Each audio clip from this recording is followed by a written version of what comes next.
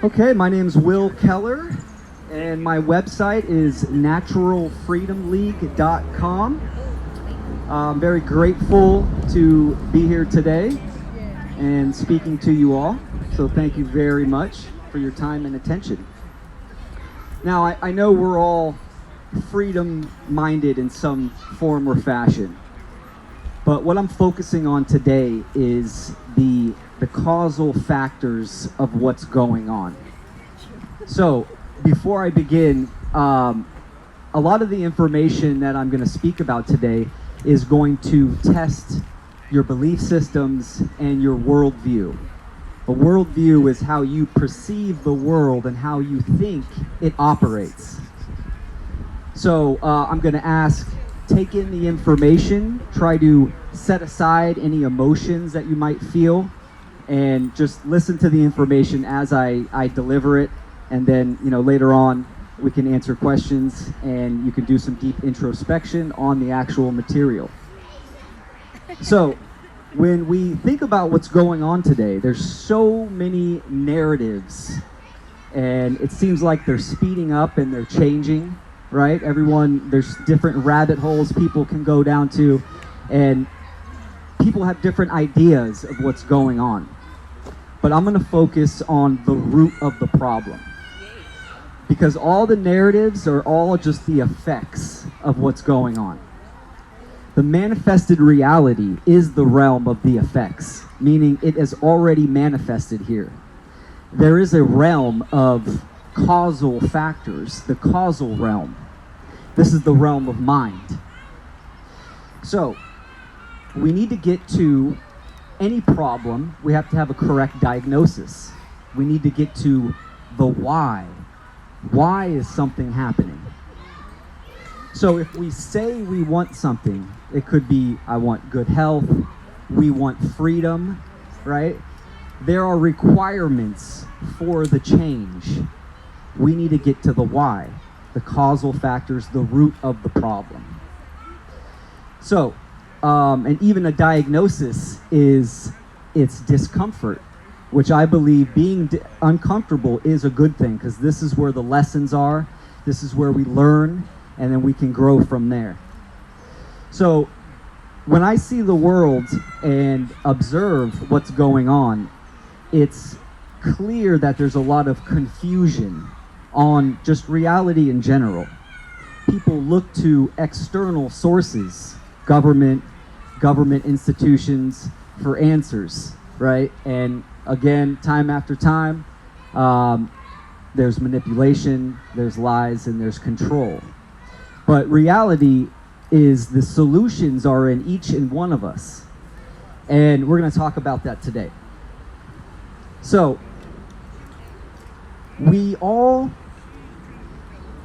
exist and have a body. No one swaps in and out of our bodies. We own ourselves. We control the usage, and we are responsible for the behaviors and actions that we perform. And we're going to have behaviors and actions that interact with other beings and other humans. It's very important, it's crucial to understand morality. When people hear about morality, they immediately think of cultural religions, or the Constitution, or government, right? That they set the standard. I'm here today to let you know that there is a objective moral standard. And this topic alone is exactly why we are in the mess that we are today. So, let's ask ourselves, what is going on? Well, there's a lot of coercion and duress going on. Would people agree with that?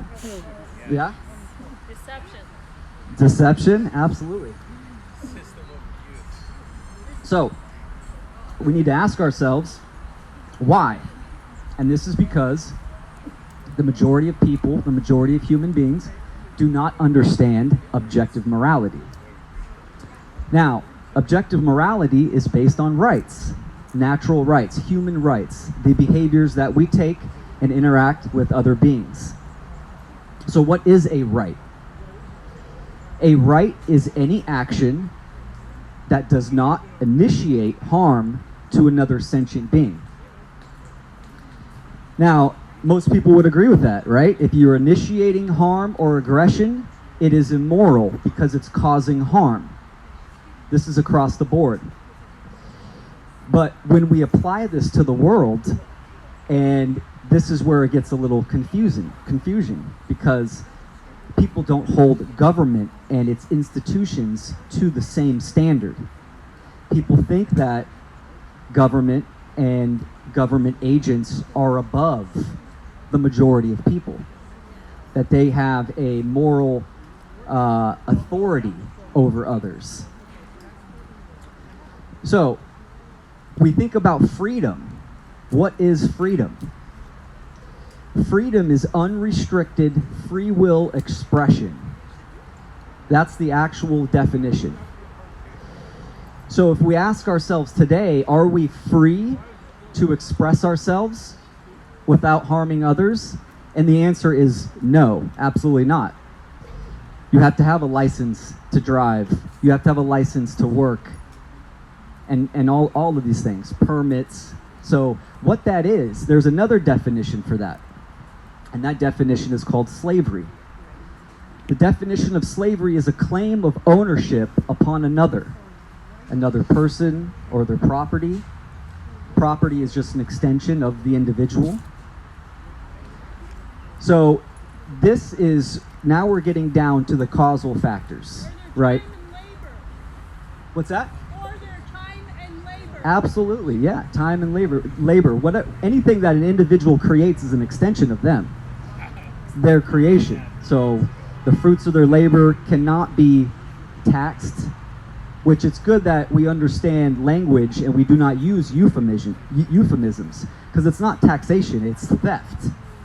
And better yet, it is slavery, because you have these institutions and you have government saying, no, we are going to take the fruits of your labor. You can't opt out of it.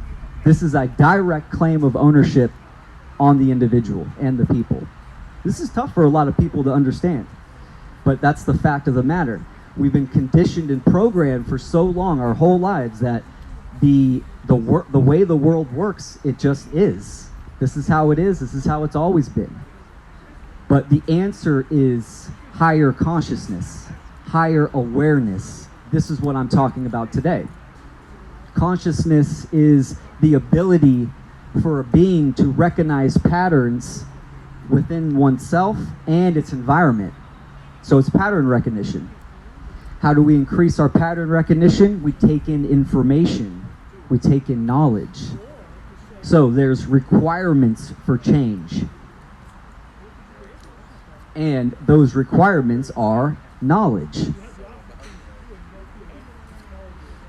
So, what knowledge do we need? Well, it's the most important knowledge.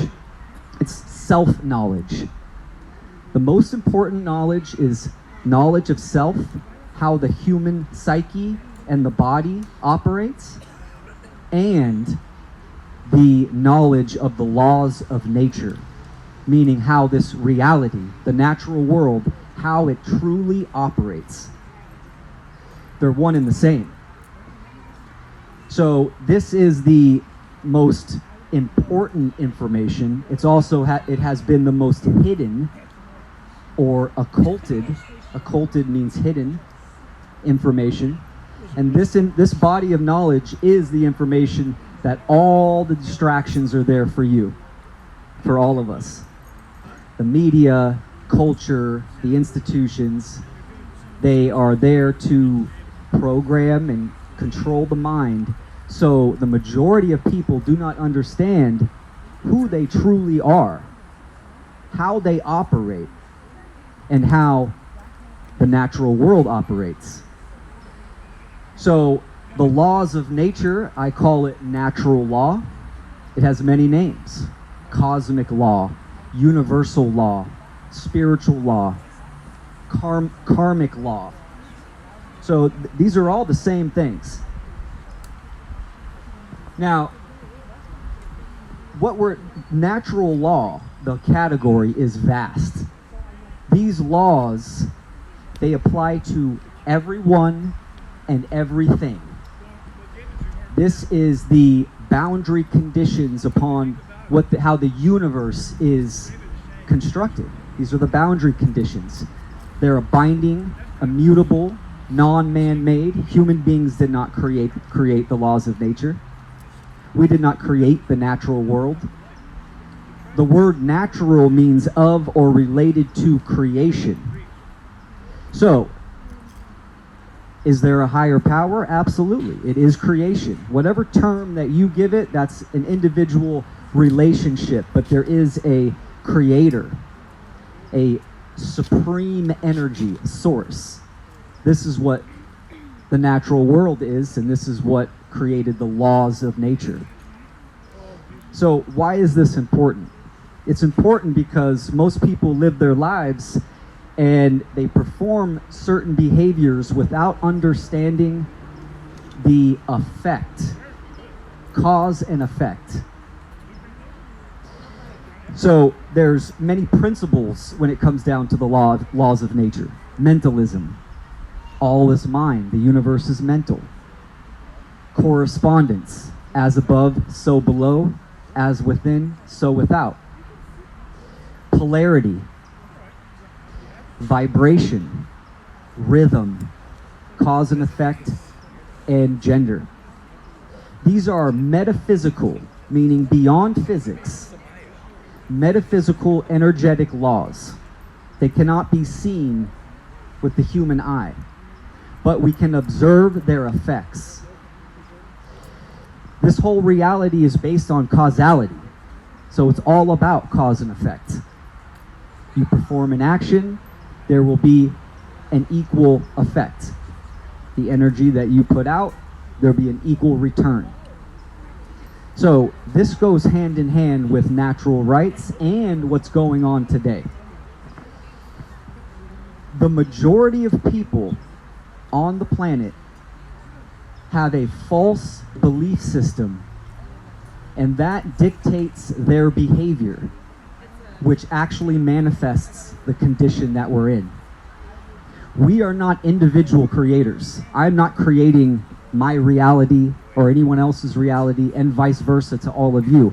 We are co-creators, meaning we are all in this together and we influence reality and our environment and each other, and the aggregate, the collective of humanity is what creates reality in correspondence with natural law.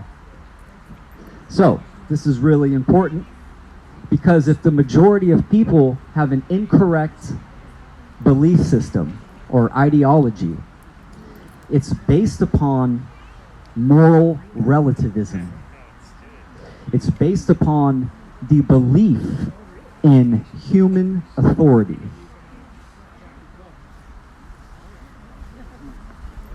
So, let me break these down a little bit. I stated earlier that morality is objective. If I harm someone, if I initiate and cause harm, that is objectively wrong. That's harm. It doesn't matter what anyone believes or cultural or location or time, it's wrong. Harm is harm. Now, moral relativism is the belief that morality is subjective, meaning it's whatever I say it is, whatever you guys say it is, whatever culture, time, location, whatever anyone says it is. This is exactly what government does, right? They just write on their magical papers and they sign it into quote-unquote law,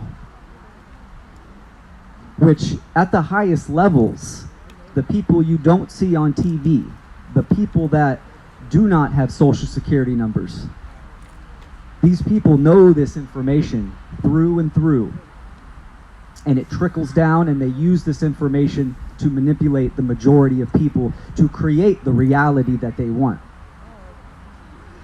So, and again, they are not performing the actions. They are just manipulating the mind, because all behaviors and actions are dictated on what you hold in your mind, the information that you know. This is why higher awareness and consciousness is the solution. We just need to know what type of knowledge and information. So the belief in human authority. This is exactly what's been going on for thousands and thousands of years. The cultural religions. You want to commune with nature, God, the creator, you have to go to an arbiter. That arbiter is the priest, the rabbi, whoever it may be. They're the ones that dictate your relationship with nature and the creator. And that went on for hundreds and thousands of years, and now it has changed to something different in the past several hundred years, and that is government. Government is the new arbiter of truth, the arbiter of morality. So that is the belief. And let me say something on belief. Belief is fully 100% dogmatic. It's not based in facts or evidence or logic or reason. It's something you believe lies in the word. If it was based in facts and logic, it would be a knowing, right? Like knowledge. Know is in knowledge. So to know, you must say no. For us to understand what's going on, we need to understand natural law, morality, and natural rights. Now, human beings, in the natural world, there are principles. Principles, principia is Latin for first things first. Excuse me, the foundation. There are three for human beings. Principle number one, self-ownership. You own yourself, you're responsible for your body and your actions. Principle two. Bluetooth disconnected. Hello? Thank you for that update. That's principle number two. Bluetooth Yeah. is disconnected. Exactly.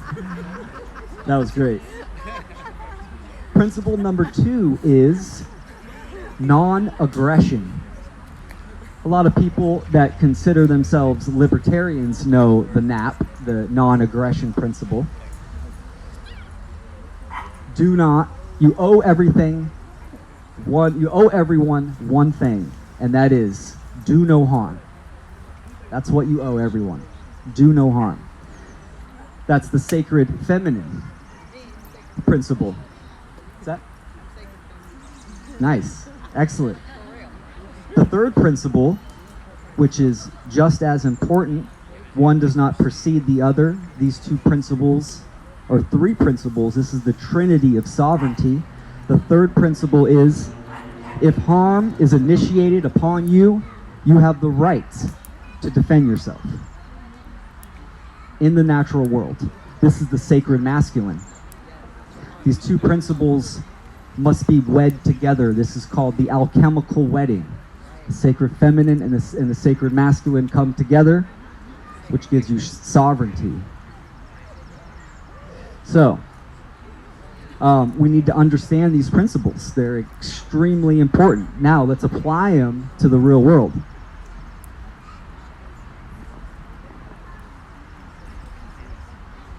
All this information needs to be taken internally and then applied to the world externally.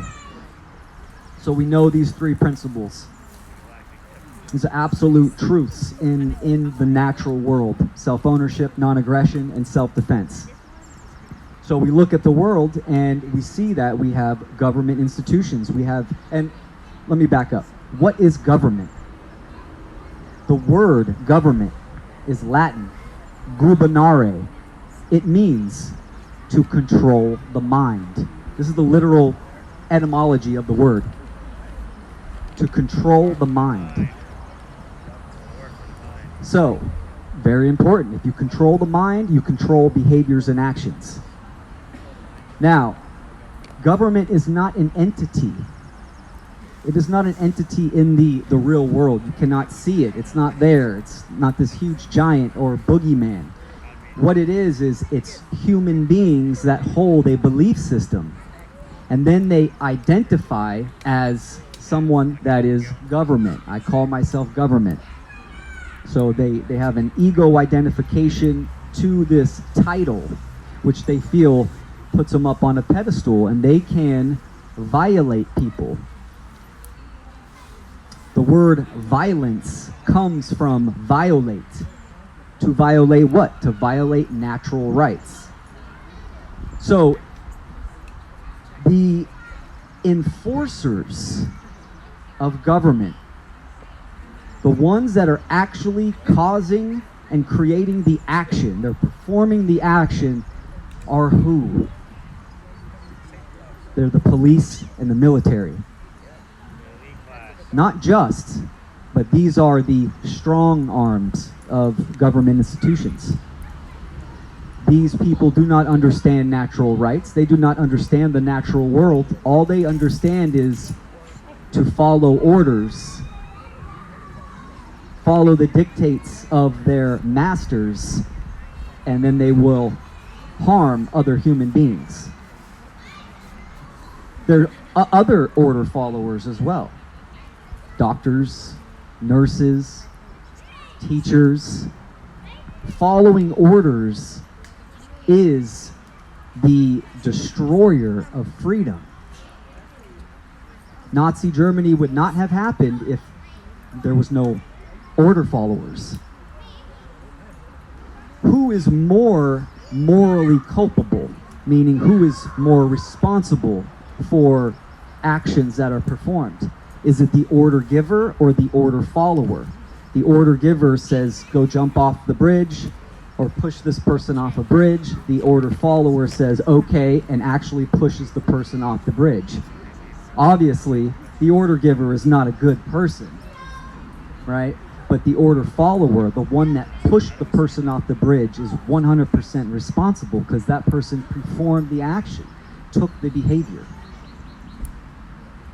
So, but the majority, so if the collective, the aggregate of humanity, right, if we are influence in creating the human condition, which, let's be honest with ourselves, the human condition currently is humanity is in a state of slavery. We are enslaved. So this is, we have to be honest with ourselves, and we cannot lie to ourselves. The process of understanding this information and going deeper involves one thing: the mirror. We have to look at ourselves and do a proper diagnosis and ask ourselves why. Why do I hold the belief systems that I do? And then observe our own actions and behaviors. Because the problem is, when we look at order followers talking about the police and military and doctors, it's only just a small amount of people. But that's not the problem. The problem is the majority of people believe in the right to violate other people. They believe in human authority and government. So there's a lot of internal confusion. People do not know natural rights, natural law, and what is going on, and that leads to external control, because these institutions can take advantage of the ignorance of people. So natural law is not, and actually the process that I'm going to use right now, it's called apophasis, the apophatic method, which is negation or affirmation through negation, meaning we can look at the negative and we can understand something by saying, okay, it's not this, and then it's going to show us what it is. So let's look at natural law. Natural law is not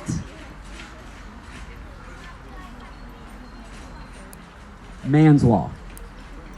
The word law means immutable, binding, unchanging. That's the actual etymology. That's what the word law means, capital L. It is not man-made. It's not created by human beings, and it's not man's law. Natural law is not common law.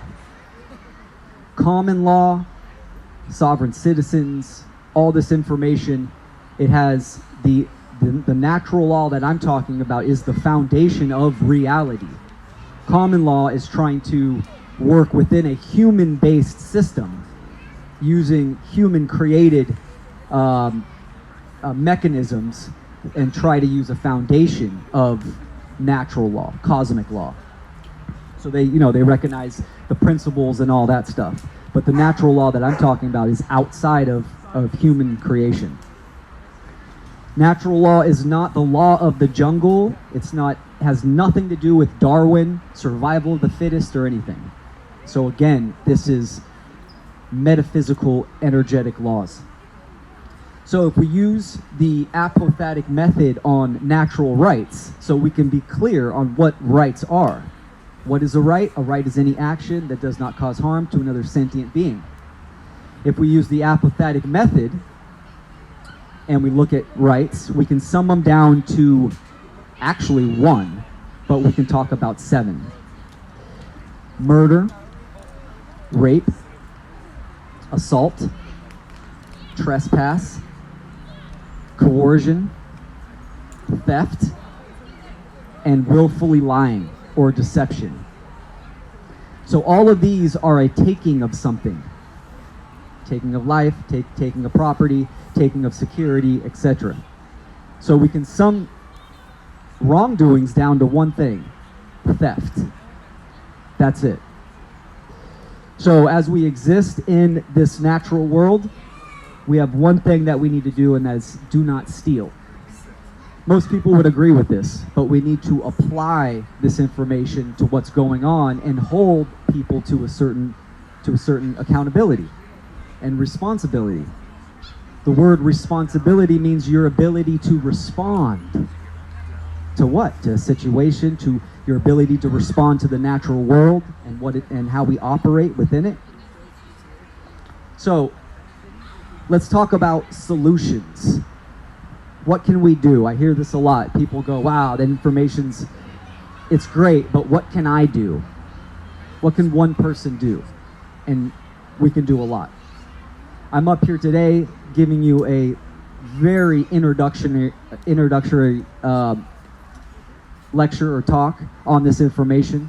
It goes way deeper, and hopefully I can motivate and inspire you guys to look deeper into this information. But the solution is, I'm here because once you get to a certain level of awareness, you step into a whole different karmic realm. I am morally obligated to publicly speak to you, to all of you, because I understand what's going on in the world. And if we're going to create change, we need numbers.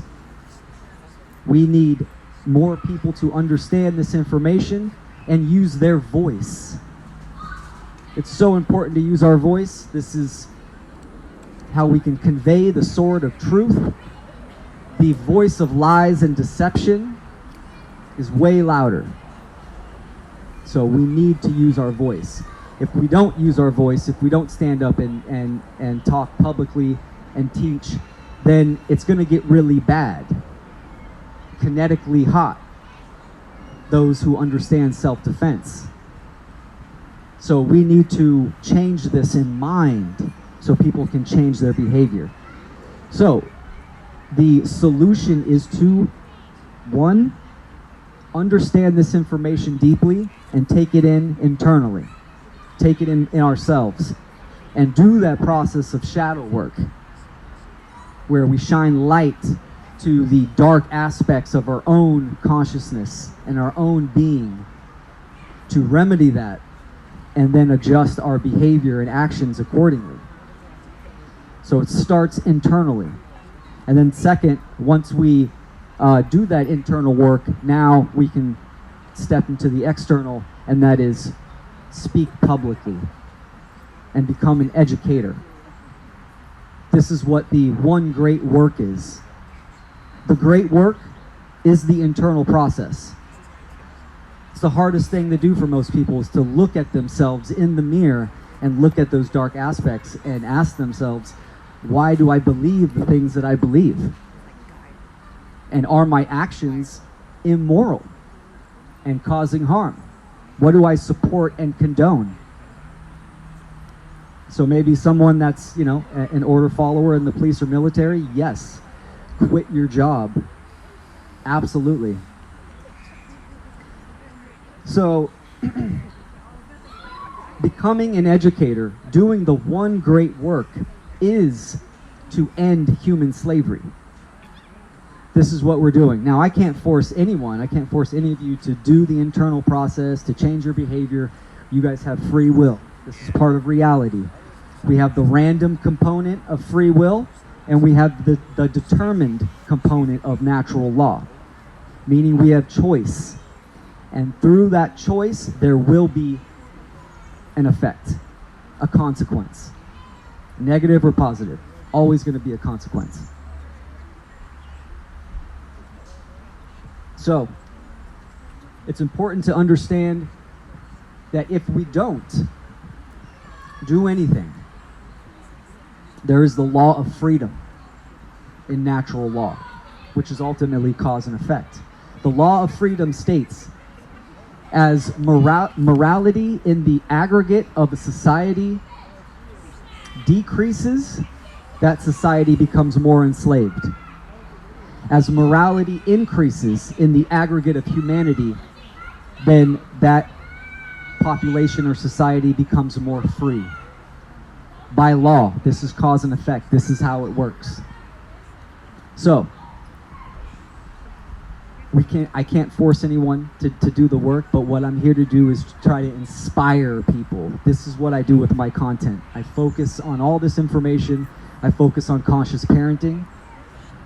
I believe parents can change the game. We're constantly playing catch up if parents are putting their children in the indoctrination system to mold their mind into these false belief systems of control and disempowerment. So taking that power back and understanding as parents, we have a obligation and a duty to do what? To teach and be the change and teach our children what morality is, what it means to be a human, moral and immoral actions.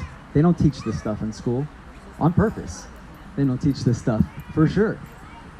They just want people to be good slaves. Their own words as well. That's their words. So yeah, that's the end of, I'll say this too on freedom. Someone asked me what the meaning of life is. And some people think this is an unknowable question, or it's relative, it's different to each person. And I don't think it is at all. It's completely objective. It's freedom.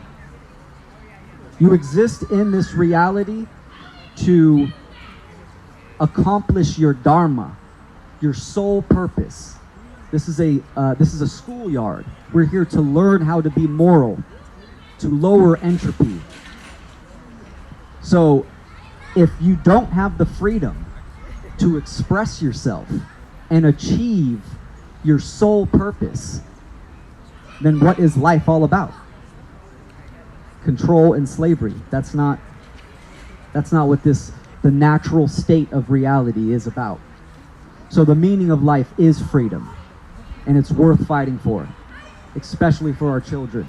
What we do now is going to affect the future of our kids. What we don't do now will affect the future of our kids. So, hopefully I gave you guys some seeds to think about and some inspiration. And I'll take some questions if you guys have questions. Thank you.